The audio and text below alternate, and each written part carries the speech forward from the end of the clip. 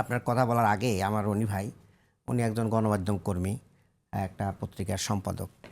তিনি যেভাবে একটা দলের চেয়ারপারসনকে যেভাবে উনি প্রশংসা করলেন, কেমন, তো এটা আমার কাছে একটু আশ্চর্য লাগলো যে ওনার কাঁধের উপরে নির্ভর করতেছে এখন জুলাই মানে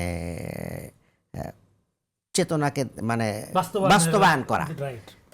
যে দল আপনার জুলাইয়ের এই সংস্কার আন্দোলনে সবচাইতে প্রতিবন্ধকতা সৃষ্টি করেছে, Right. দীর্ঘ সময় লাগাইছেন যারা সংস্কার করতে, আজকে এই ডিসপুট কালকে সেই ডিসপুট, সেই দলের চেয়ারম্যানের উপরে দায়িত্ব।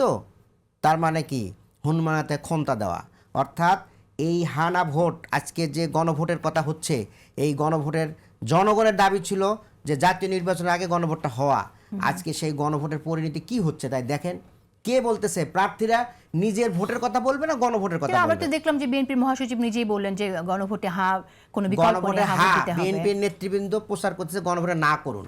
তারা কি নেগেটিভ সৃষ্টি করতেছে? তারা বলতেছে যে যদি হা ভোট জয়ী হয় তাহলে 16ই ডিসেম্বর থাকবে না, যদি হা ভোট জয়ী হয় তাহলে পহেলা বৈশাখ হবে না, যদি হা ভোট জয়ী হয় এই যত নানান ধরনের নেগেটিভ সৃষ্টি করতেছে।